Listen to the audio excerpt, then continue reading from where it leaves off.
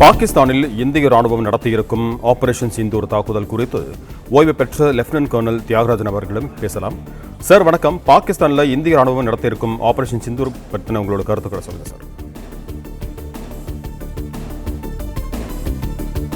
பாகிஸ்தானில் இந்திய ராணுவம் நடத்தியிருக்கும் ஆபரேஷன் சிந்தூர் தாக்குதல் ஆபரேஷன் சிந்தூர் தாக்குதல் குறித்து ஓய்வு பெற்ற லெப்டினன்ட் கர்னல் தியாகராஜன் அவர்களிடம் பேசலாம்.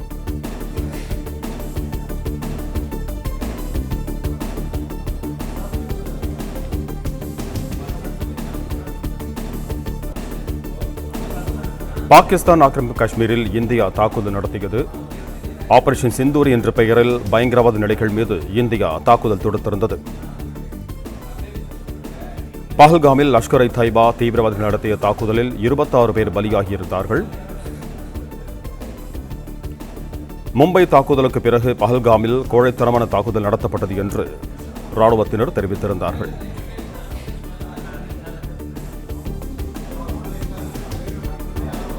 அப்போது பாகிஸ்தானில் உள்ள பயங்கரவாதிகளை அழிக்க இந்தியாவுக்கு முழு உரிமை உள்ளது என்று விக்ரம் மிஸ்ரி கருத்து தெரிவித்திருந்தார்.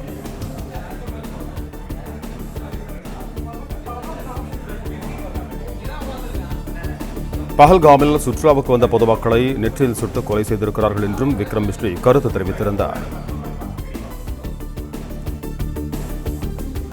ஏற்கனவே பயங்கரவாதிகளின் சரணாலயமாக பாகிஸ்தான் திகழ்ந்து கொண்டிருப்பதாக விக்ரம் மிஸ்ரி குறிப்பிட்டிருந்தார். இதேபோல பாகிஸ்தானில் உள்ள பயங்கரவாதிகளை அழிக்க இந்தியாவுக்கு முழு உரிமை உள்ளது என்றும் விக்ரம் மிஸ்ரி தெரிவித்திருந்தார். கூடுதல் விவரங்களோடு இணைகிறார் எமது செய்தியாளர் மாணிக்கம். நீங்க தொடரலாம். பாகிஸ்தானிலே 9 இடங்களை தேர்ந்தெடுத்து அந்த பகுதியில் நடத்தப்பட்ட தாக்குதல் தொடர்பான முழுமையான விவரங்களை சற்று முன்பாக வெளியுறவுத்துறை செயலாளர் மட்டுமல்லாமல் கர்னல் சோஃபியா குரேஷி மற்றும் விங் கமாண்டர் வியோமிகா சிங் ஆகியோர் தெளிவுபடுத்தி இருக்கின்றார்கள்.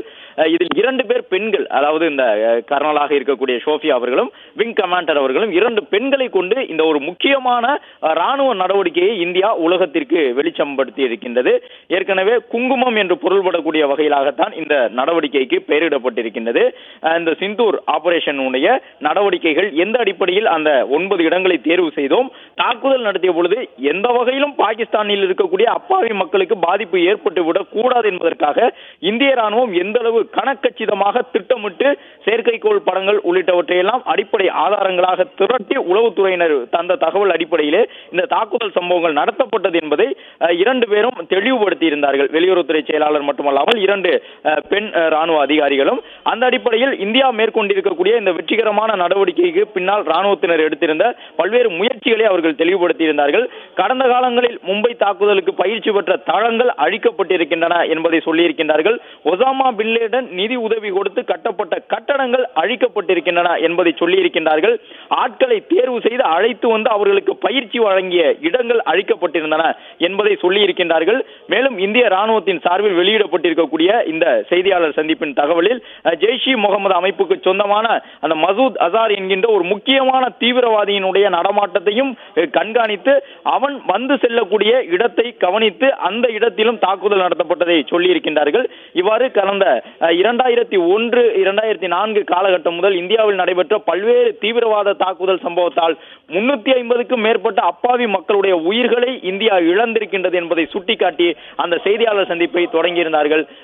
பல்வேறு இடங்கள் தொடர்பான விவரங்களை சொல்லும் பொழுது முரிட்கே என்கின்ற பகுதியிலே மார்கஸ் தைபா என்கின்ற மையம், அதை ஒட்டி இருக்கக்கூடிய வழிபாட்டு தளம் ஒசாமா பின் லேடன் நிதி உதவியில் கட்டப்பட்டது. அந்த இடங்களில் நடத்தப்பட்ட தாக்குதல் தொடர்பாகவும் கூறியிருந்தார்கள். இவ்வாறு பல்வேறு புதிய தகவல்கள் அடுத்தடுத்து வெளியிட்டிருந்தார்கள். இந்த ராணுவ நடவடிக்கையிலே 80க்கும் கூடுதலான பயங்கரவாதிகள் கொல்லப்பட்டிருக்கின்றார்கள் என்ற தகவல் ஏற்கனவே சொல்லப்பட்டிருந்தது. தற்போது 9 இடங்களை எந்த அடிப்படையில் தேர்வு செய்தோம் என்பதையெல்லாம் சொல்லியிருந்தார்கள். மிக முக்கியமாக ஜெய்ஷ் இ முகமது அமைப்பினுடைய தலைவனாக இருக்கக்கூடியவருடைய அந்த இல்லம் எல்லாம் குறிவைக்கப்பட்டதை தொடர்பான விவரங்களையும் தெரிவித்திருக்கின்றார்கள். பிளே ஸ்டோர் மற்றும் ஆப் ஸ்டோரில் இருந்து பாலிமர் செயலியை QR கோடு மூலம் பதிவிறக்கம் செய்யுங்கள். செய்திகளை உடனுக்குடன் பெறுங்கள்.